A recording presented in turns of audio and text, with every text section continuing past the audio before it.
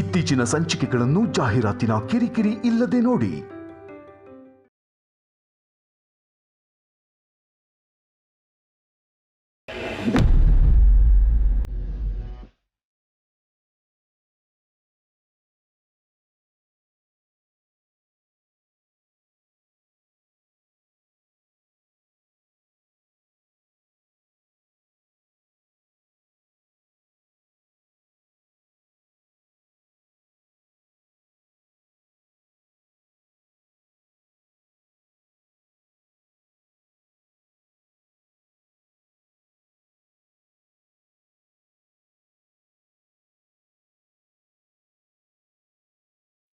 ಪಾರ್ವತಿ, ಬಾಮ್ಮ.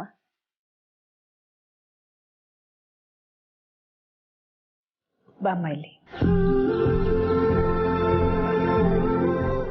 ಎಲ್ಲ ಅಲಂಕಾರನೂ ಪೂರ್ತಿ ಆಯಿತು.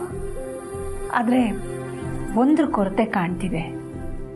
ಏನು ಗೊತ್ತಾ? ನಿನ್ನ ನಗು. ಎಷ್ಟೇ ಕಷ್ಟ ಇಲ್ಲಿ ನಗ್ನಗ್ತಾ ಇರೋದನ್ನ ಪಾರ್ವತಿ ನೋಡಿ ಕಲಿಬೇಕು ಅಂತ ನಾನು ಯಾವಾಗಲೂ ಹೇಳ್ತಾ ಇದ್ದೆ.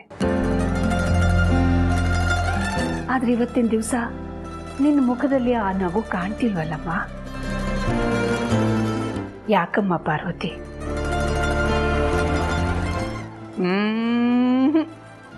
ಇದಲ್ಲ ನನ್ನ ಪಾರ್ವತಿ ನಗು.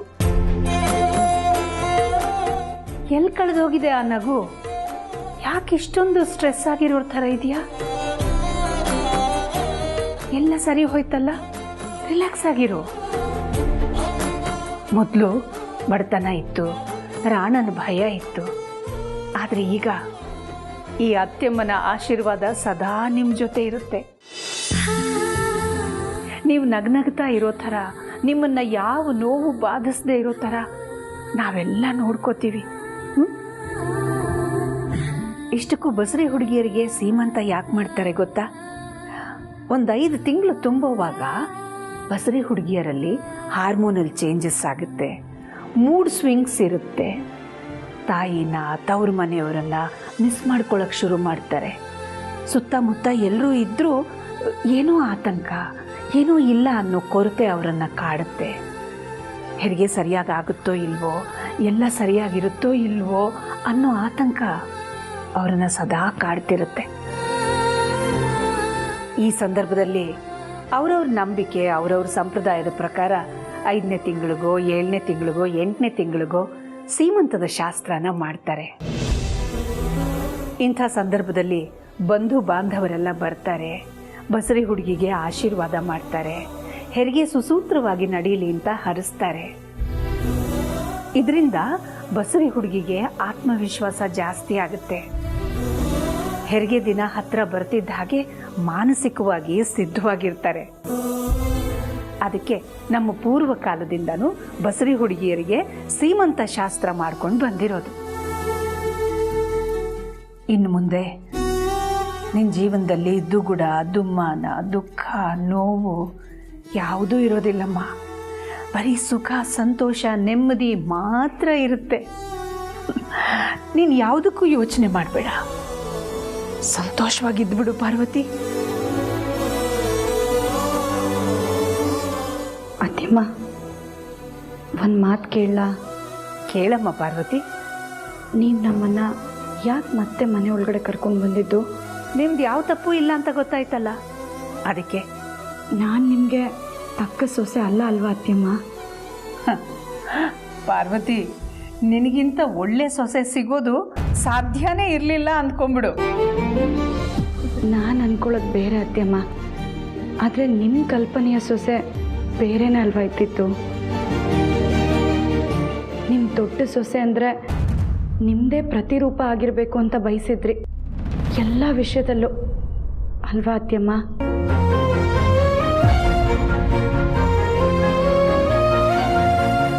ಈಗ ಹಳೇದನ್ನೆಲ್ಲ ನೆನ್ಪು ಮಾಡಿಕೊಂಡು ಏನು ಪ್ರಯೋಜನ ಇಲ್ಲಮ್ಮ. ಈ ಕ್ಷಣದಿಂದ ಈ ಮನೆ ನಿಂದು. ಇದನ್ನು ನೋಡಿಕೊಂಡು ಆರಾಮಾಗಿದ್ದುಬಿಡು.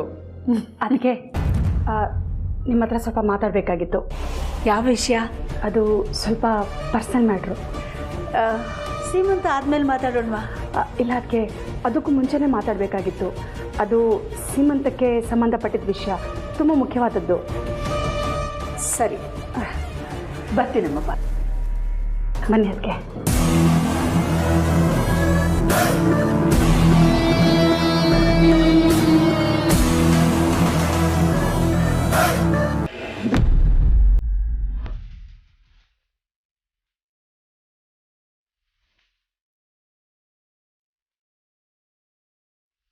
ರತ್ನವೇಣಿ, ಏನೋ ವಿಷಯ ಮಾತಾಡಬೇಕು ಅಂತಂದ್ರೆ ಏನು? ಅದಕ್ಕೆ ಅದು ಪಾರ್ವತಿ ನಿಮ್ಮ ಮುದ್ದಿನ ಸೊಸೆ, ಅರಸನ ಕೋಟೆಗೆ ದೊಡ್ಡ ಸೊಸೆ. ನಿಮಗೆ ಅವಳ ಮೇಲೆ ಎಷ್ಟು ಪ್ರೀತಿ ಇದೆ, ಎಷ್ಟು ಅಭಿಮಾನ ಇದೆ ಅಂತ ಇವತ್ತು ನನಗೆ ಪೂರ್ತಿ ಅರ್ಥ ಆಗಿದೆ. ಅದಕ್ಕೇನೀಗ? ಅದಕ್ಕೆ ನಾನೊಂದು ಧರ್ಮ ಸಂಕಟದಲ್ಲಿ ಸಿಕ್ಕಾಕೊಂಡ್ಬಿಟ್ಟಿದ್ದೀನಿ. ಪಾರ್ವತಿನ ನೀವು ಅರಸನ ಕೋಟೆಗೆ ವಾಪಸ್ ಕರ್ಕೊಂಡ್ಬರೋದಕ್ಕೆ ಮುಂಚೆ ನನಗೇನಾದರೂ ಆ ಸಂಕಟದ ಬಗ್ಗೆ ಗೊತ್ತಾಗಿದ್ದಿದ್ರೆ ಪಾರ್ವತಿನ ನಾನು ಅರಸನ ಕೋಟೆ ಒಳಗೆ ಕಾಲಿಡಕ್ಕೂ ಬಿಡ್ತಿರ್ಲಿಲ್ಲ. ರತ್ನವೇಣಿ,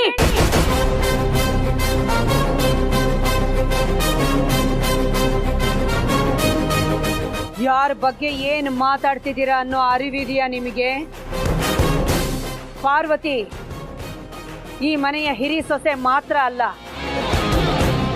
ಅರಸನ ಕೋಟೆಯ ಭವಿಷ್ಯದ ಯಜಮಾನಿ. ಅವಳ ಬಗ್ಗೆ ಈ ರೀತಿ ಮಾತಾಡೋದಕ್ಕೆ ನಿಮಗ್ ಮನಸ್ಸಾದ್ರೂ ಹೇಗ್ ಬಂತು? ಅದಕ್ಕೆ ಅದು ನನಗೂ ಕಷ್ಟನೇ ಆಗತ್ತೆ.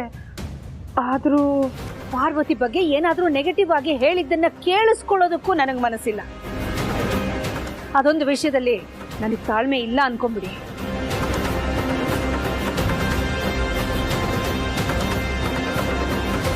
ನಿಮ್ಮ ಧರ್ಮ ಸಂಕಟ ಏನಿದೆಯೋ ಅದನ್ನ ನೇರವಾಗಿ ಹೇಳಿ ರತ್ನವೇಣಿ. ಒಂದೇ ಮನೆಯಲ್ಲಿ ಇಬ್ರು ಬಸ್ಸಿಯರು ಒಟ್ಟಿಗೆ ಇರಬಾರ್ದು. ಅದಕ್ಕೆ ಇದ್ರೆ ಒಪ್ಸೊಸೆಗೆ ಒಳ್ಳೇದಾಗಲ್ಲ. ಅದಕ್ಕೆ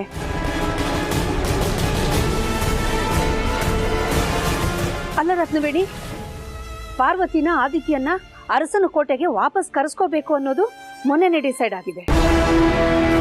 ಮನೇಲಿ ಜೋಡಿ ಸೀಮಂತ ಅನ್ನೋದನ್ನು ಮೊನ್ನೆನೇ ಮಾತಾಡ್ಕೊಂಡಿದೀವಿ. ನೀವು ಹೇಳಿದ್ರಿ ನಾನು ಬರ್ತೀನಿ, ಪಾರ್ವತಿನ ಇಲ್ಲಿಗೆ ಕರ್ಕೊಂಡು ಬರೋದಕ್ಕೆ ಅವಳನ್ನ ನಾನು ಕನ್ವಿನ್ಸ್ ಮಾಡ್ತೀನಿ ಅಂತ. ಹೌದು ತಾನೇ? ಹೌದು ಅದಕ್ಕೆ.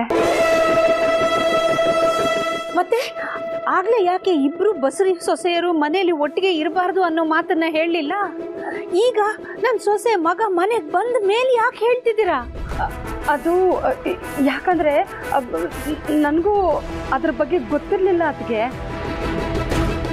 ಈ ಸಂಪ್ರದಾಯದ ಬಗ್ಗೆ ನಾನು ಒಂದೆರಡು ಸಲ ಕೇಳಿದ್ದೆ, ಆದ್ರೆ ಇದನ್ನ ಇಷ್ಟು ಕಟ್ಟುನಿಟ್ಟಾಗಿ ಪಾಲಿಸಬೇಕು ಅಂತ ನನಗೂ ಗೊತ್ತಿರಲಿಲ್ಲ. ಅದಕ್ಕೆ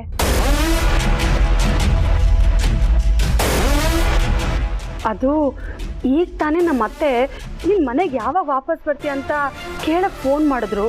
ಆಗ ಹೀಗೆ ಮಾತಾಡ್ತಾ ಮಾತಾಡ್ತಾ ಇವತ್ತು ಮನೆಯಲ್ಲಿ ಜೋಡಿ ಸೀಮಂತ ಇಟ್ಕೊಂಡಿರೋ ವಿಷಯನ ಹೇಳಿದೆ. ಆಗ ನಮ್ಮ ಅತ್ತೆ ಈ ವಿಷಯನ ಹೇಳಿದ್ರು. ಅದಕ್ಕೆ ಹೌದಾ? ಹೌದು ಅದಕ್ಕೆ. ಇಷ್ಟು ದಿನ ಈ ಮನೆಯಲ್ಲಿ ಜನನಿ ಮಾತ್ರ ಇದ್ಲು, ಆದರೆ ಈಗ ಪಾರ್ವತಿನೂ ಬಂದಿದ್ದಾಳೆ.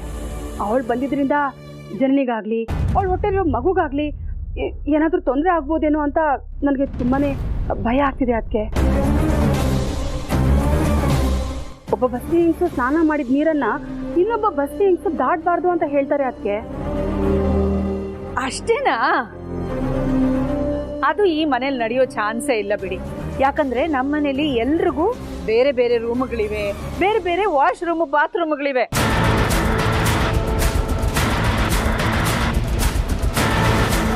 ಇದೊಂದು ನಡೆಯಲ್ಲ, ಆದ್ರೆ ಮಿಕ್ಕಿದ್ದು ಇಬ್ರು ಬಸ್ರಿ ಹೆಂಗಸರು ಒಂದೇ ಮನೇಲಿದ್ರೆ ಅವರಲ್ಲಿ ಎಷ್ಟೇ ಹೊಂದಾಣಿಕೆ ಇದ್ರು ಅವರು ಗೊತ್ತಾಗ್ದೇನೆ ಒಬ್ಬರನ್ನ ಒಬ್ರು ಹೋಲಿಕೆ ಮಾಡ್ಕೊಳಕ್ಕೆ ಶುರು ಮಾಡ್ಕೊಳ್ತಾರೆ.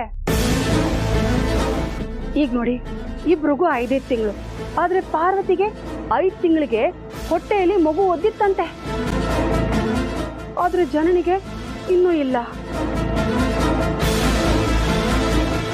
ಆ ಕಾರಣಕ್ಕೆ ಪಾಪ ಜನನಿ ತಲೆ ಬಿಸಿ ಮಾಡ್ಕೊಂಡು ಯೋಚನೆ ಮಾಡ್ತಾ ಕೂತಿದ್ಲು. ಆಗ ನಾನೇ ಅವಳಿಗೆ ಧೈರ್ಯ ಹೇಳ್ದೆ, ನೋಡಮ್ಮ ಜನನಿ, ಕೆಲವ್ರಿಗೆ 6 ತಿಂಗಳು ದಾಟಿದ ಮೇಲೆ ಹೊಟ್ಟೆಯಲ್ಲಿ ಮಗು ಒದಿಯುತ್ತೆ ಅಂತ. ಈಗ ಮಗು ಹೊಟ್ಟೆಲ್ ಓದಿಯೋ ವಿಷಯದಲ್ಲಿ ವ್ಯತ್ಯಾಸ ಆದ ಹಾಗೆ ನಾಳೆ ದಿನ ಪಾರ್ವತಿ ಮತ್ತೆ ಜನನಿ ಮಧ್ಯೆ ಹೆರಿಗೆ ದಿನದಲ್ಲೂ ಒಂದೆರಡು ದಿನ ವ್ಯತ್ಯಾಸ ಆಗ್ಬೋದು ಅಲ್ವಾ ಅದಕ್ಕೆ? ಆಗ ಜನನಿ ನನ್ಗೆ ಯಾಕೆ ಇನ್ನೂ ಹೆರಿಗೆ ಆಗಿಲ್ಲ, ನನ್ನ ಮಗು ವಿಷಯದಲ್ಲಿ ಏನಾದರೂ ವ್ಯತ್ಯಾಸ ಇರ್ಬೋದಾ, ಹಾಗೆ ಹೀಗೆ ಅಂತ ಚಿಂತೆಗೆ ಬಿದ್ಬಿಟ್ರೆ ಆಗ ಏನದಕ್ಕೆ ಮಾಡೋದು?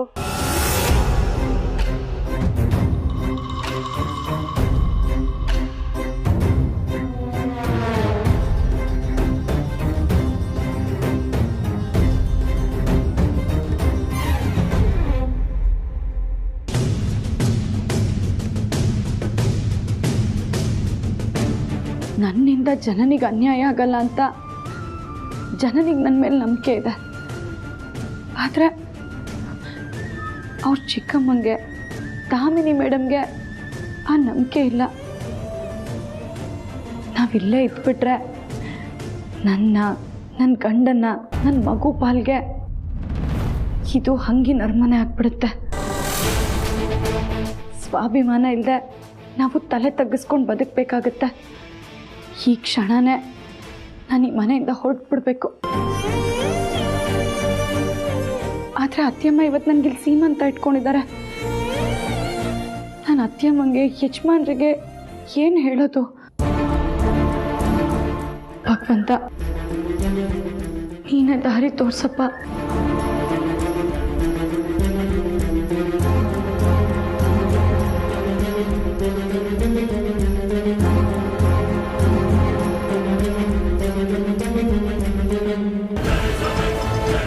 ಅದಕ್ಕೆ ಈ ಸಮಯದಲ್ಲಿ ಹೆಣ್ಮಕ್ಳ ಮನಸ್ಸು ತುಂಬಾನೇ ಸೂಕ್ಷ್ಮತೆಯಿಂದ ಇರುತ್ತೆ. ಅದು ನಿಮಗೂ ಗೊತ್ತು ಅಲ್ವಾ? ಅದಕ್ಕೆ ನಾವು ಇಬ್ರು ಬಸ್ರಿರಿಗೂ ಒಂದೇ ಸಮಕ್ಕೆ ಪ್ರೀತಿ ತೋರಿಸ್ತೀವಿ. ಆದ್ರೂ ಅವಳಷ್ಟು ಪ್ರೀತಿ ನನಗೆ ತೋರಿಸ್ತಾ ಇಲ್ವೇನೋ ಅಂತ ಇನ್ನೊಬ್ಳಿಗೆ ಅನ್ಸಿದ್ರೆ ಅವಳು ಕುಗ್ಗೋಗ್ತಾಳೆ.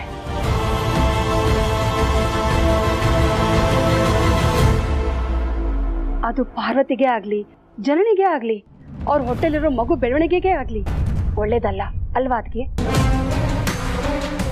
ನಮ್ಮ ಜನನಿ ತಾಯಿ ಇಲ್ದಿರೋ ಮಗಳು, ಅವಳು ಎಲ್ಲೇ ಇದ್ರೂ ಚೆನ್ನಾಗಿರ್ಬೇಕು ಅಂತ ಬಯಸೋ ತಾಯಿ ಜೀವ ನಂದು.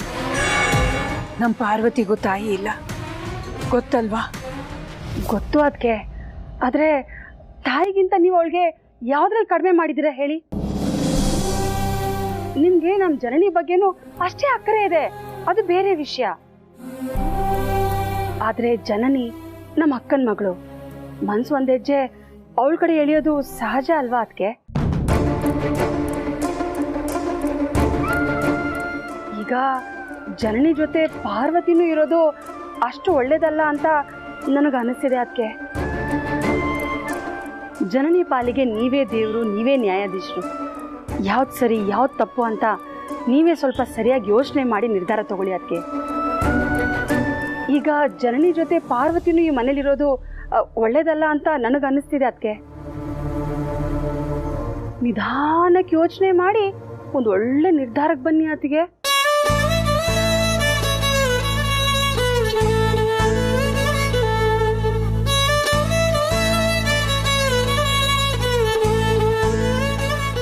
ರತ್ನವೇಣಿ, ನಿಮ್ಮ ಅಕ್ಕನ ಮಗಳ ಬಗ್ಗೆ ನಿಮಗಿರೋ ಕಾಳಜಿ ಪ್ರೀತಿ ನನಗೆ ಅರ್ಥ ಆಗುತ್ತೆ. ಯಾವ ಕಾರಣಕ್ಕೂ ಜನನಿಗೆ ಅನ್ಯಾಯ ಆಗೋದಕ್ಕೆ ನಾನು ಬಿಡೋದಿಲ್ಲ.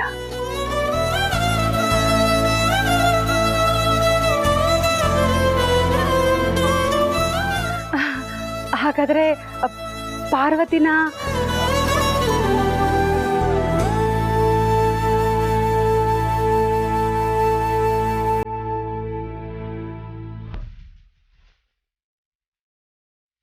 ಗುರುಗಳೇ, ಸೂಪರ್ ಸೂಪರ್ ನೀವು.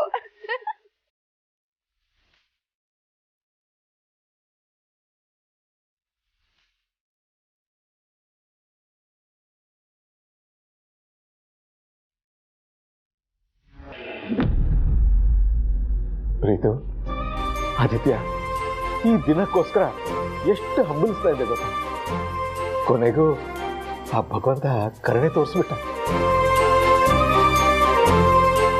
ಹನುಮಂತು, ನನ್ನ ಮಗ ಸೊಸೆಗೆ ಇಂತಹ ಕಷ್ಟ ಸಂದರ್ಭದಲ್ಲಿ ಆಶ್ರಯ ಕೊಟ್ಟಿದ್ಯಾ. ಎಷ್ಟು ಕೃತಜ್ಞತೆ ಹೇಳಿದ್ರು ಕಡಿಮೆನೆ. ಬೀಗ ಅಂದ್ರೆ ನಿನ್ ಥರ ಇರಬೇಕು. Thank you Hanumanthu. Thank you. ಅಯ್ಯೋ ಎಂಥ ಮಾತು ಅಂತ ಆಡ್ತೀರಿಯಪ್ಪ ಅವರೇ. ಕೆರೆಯ ನೀರನ್ನು ಕೆರೆಗೆ ಚೆಲ್ಲಿ ಅನ್ನೋ ಹಾಗೆ ನೀವು ಕೊಟ್ಟು ಸಂಪಾದನೆಯಿಂದಲೇ ನಿಮ್ಮ ಸೊಸೆನ ದೊಡ್ಡ ಯಜಮಾನ್ರನ್ನ ನೋಡ್ಕೊಳಕ್ಕಾಗಿದ್ದು. ಆ ರೀತಿ ಹೇಳಿದ್ರು ತಪ್ಪಾಗುತ್ತೆ. ಇವ್ರನ್ನ ಮನೆ ಕರ್ಕೊಂಡೋಗಿ ಮೊದಲು ನಾನು ಇವ್ರನ್ನ ನೋಡ್ಕೊತಿದ್ದೀನಿ ಅಂತ ಅಂದ್ಕೊಂಡಿದ್ದೆ. ಆದರೆ ನನ್ನ ಮಗಳು ದೊಡ್ಡ ಯಜಮಾನ್ರನ್ನೇ ನನ್ನ ಗಣಿ ನಾನು ನೋಡ್ಕೊತಿದ್ದು ಅಂತ ಹೇಳಿದ್ರೆ ತಪ್ಪಾಗಲಾರ್ದು. ಯಾಕೆಂದರೆ ನಮ್ಮ ಪಾರು ಮದುವೆ ಆಗಿ ಹೋದ್ಮೇಲೆ ನಾನು ಗಣಿ ಬರೀ ಯಂತ್ರದ ಥರ ಬದುಕ್ತಾ ಇದ್ವಿ. ಇವರಿಬ್ಬರು ಬಂದಮೇಲೆ ಜೀವನಕ್ಕೆ ಒಂದು ಉತ್ಸಾಹ ಬಂತು. ಪಾರ್ವತಿ ಅಕ್ಕ ಮದುವೆಗಿಂತ ಮುಂಚೆ ನಮ್ಮ ಮನೇಲಿ ಇದ್ರಲ್ಲ, ಅದಕ್ಕಿಂತ ಜಾಸ್ತಿ ಖುಷಿ ಆಯ್ತು ಈ ಸತಿ. ಯಾಕೆಂದ್ರೆ ಈ ಸತಿ ನಮ್ಮ ಭಾವ ನಮ್ಮ ಜೊತೆಲಿದ್ರು, ಅದಕ್ಕೆ. ಆದ್ರೆ ಇನ್ಮೇಲೆ ಅಕ್ಕ ಭಾವ ನಮ್ಮ ಜೊತೆ ಇರಲ್ಲ ಅಂತ ನೆನೆಸ್ಕೊಂಡ್ರೆ ಬೇಜಾರಾಗುತ್ತೆ. ಆ ಬೇಜಾರ್ಗಿಂತ ಇನ್ಮೇಲೆ ಅಕ್ಕ ಭಾವ ಇಲ್ಲೇ ಇರ್ತಾರಲ್ಲ, ಆ ಖುಷಿನೇ ಜಾಸ್ತಿ ಅಲ್ವಾ ಅಪ್ಪ? ಇದೊಂದು ಮಾತು ನೋಡು, ಸರಿಯಾಗಿ ಹೇಳ್ದೆ ನೀನು.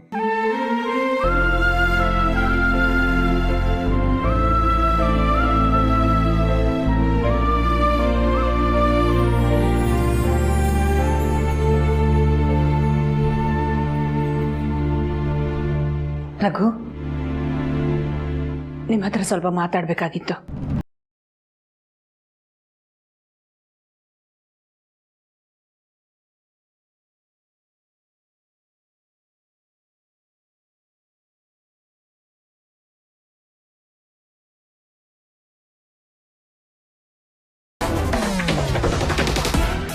ನಡಿ. ಪ್ರೀತು, ನೀನ್ ಬಾ.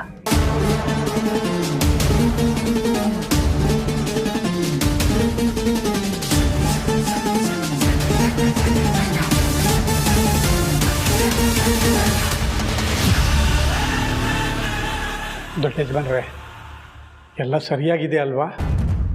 ಯಾಕಂದರೆ ಅಮ್ಮವ್ರ ಮುಖದಲ್ಲಿ ಒಂಥರ ಆತಂಕ ಕಾಣ್ತಾ ಇತ್ತು, ಅದಕ್ಕೆ ಕೇಳಿದೆ.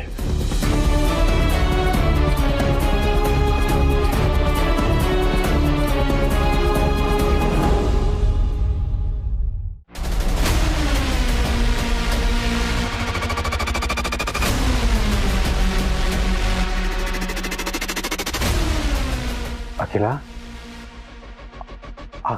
ಆದಿತ್ಯನ ಹೊರಗೆ ಬಿಟ್ಟು ನಮ್ಮಿಬ್ರನ್ನ ಮಾತ್ರ ಒಳಗೆ ಕರೆದಿದೆಯಲ್ಲ, ಯಾಕೆ? ಮಾಮ್, ಬ್ರೋ ತಪ್ಪು ತಿಳ್ಕೊಂಡ್ರಲ್ವಾ? ಹೌದು ಅಖಿಲ, ಈ ಎಲ್ಲ ಪ್ರಾಬ್ಲಮ್ ಸಾಲ್ವ್ ಆಗಿದೆಯಲ್ಲ, ಆದಿತ್ಯನೂ ಒಳಗೆ ಕರಿಬೋದಿತ್ತಲ್ವಾ? ಮಾಮ್, ನಂಗೆ ಗೊತ್ತಾಯ್ತು. ಅದಕ್ಕೆ ಸೀಮಂತಕ್ಕೆ ಏನಾದರೂ ಸರ್ಪ್ರೈಸ್ ಪ್ಲಾನ್ ಮಾಡಿದ್ದೀರಾ? ಅದು ಬ್ರೋಗೂ ಗೊತ್ತಾಗಬಾರ್ದು ಅನ್ನೋದು ನಿಮ್ಮ ಉದ್ದೇಶನಾ? ಸಂದರ್ಭಗಳೇ ಕೆಲವು ಸಲ ಸರ್ಪ್ರೈಸ್ಗಳನ್ನು ಕೊಟ್ಬಿಡುತ್ತವೆ ಪ್ರೀತು. ಕೆಲವು ಸರ್ಪ್ರೈಸ್ಗಳು ನಮಗೆ ಸಂತೋಷನ ಕೊಟ್ಟರೆ, ಇನ್ನು ಕೆಲವು ನಮ್ಮನ್ನು ಇಕ್ಕಟ್ಟಿನಲ್ಲಿ ಸಿಕ್ಕಾಕಿಸ್ಬಿಡುತ್ತೆ. ಅಂಥದ್ದೇ ಇಕ್ಕಟ್ಟಿನ ಪರಿಸ್ಥಿತಿನಲ್ಲಿ ಈಗ ನಾವೆಲ್ಲ ಸಿಕ್ಕಾಕೊಂಡ್ಬಿಟ್ಟಿದ್ದೀವಿ. ಅದಕ್ಕೆ ನಿಮ್ಮಿಬ್ಬರನ್ನ ಮಾತ್ರ ಕರ್ಕೊಂಡು ಬಂದಿದ್ದು. ಏನು ವಿಷಯ ಮಾಮ್?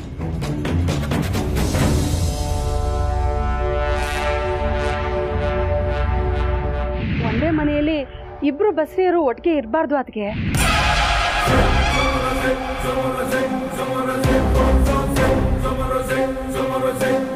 ಇದ್ರೆ ಒಪ್ಸೊಸೆಗೆ ಒಳ್ಳೇದಾಗಲ್ಲ. ಅದಕ್ಕೆ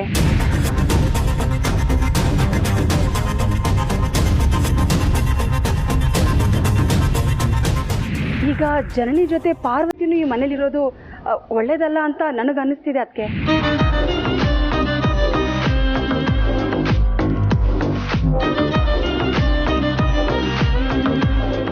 ಆದರೆ ಜನನಿ ನಮ್ಮ ಅಕ್ಕನ ಮಗಳು, ಮನ್ಸು ಒಂದು ಹೆಜ್ಜೆ ಅವಳ ಕಡೆ ಎಳೆಯೋದು ಸಹಜ ಅಲ್ವಾ? ಅದಕ್ಕೆ ಥರ ಮಾತಾಡೋದಕ್ಕೆ ಆ ರತ್ನವೇಡಿಗೆ ಎಷ್ಟು ಧೈರ್ಯ ಇರಬೇಕು.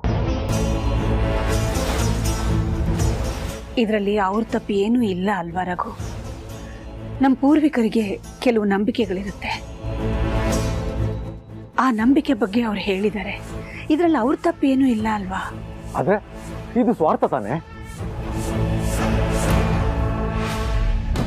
ರತ್ನವೇಣಿ ಜನನಿಗೆ ಚಿಕ್ಕಮ್ಮ, ಹಾಗಾಗಿ ಬರೀ ಜನನಿ ಬಗ್ಗೆ ಮಾತ್ರ ಯೋಚನೆ ಮಾಡೋದು ಸಹಜ. ಆದರೆ ನಮಗೆ ಜನನಿ ಪಾರ್ವತಿ ಇಬ್ರು ಸೊಸೆಂದ್ರು, ಇಬ್ರು ನಮ್ 2 ಕಣ್ಣುಗಳಿದ್ದ ಹಾಗೆ. ಆ ರತ್ನವೇಣಿ ಮಾತು ಕೇಳ್ಕೊಂಡು ನಮ್ ದೊಡ್ಡ ಸೊಸೆಗೆ ನಾವು ಅನ್ಯಾಯ ಮಾಡಕ್ ಆಗಲ್ಲ.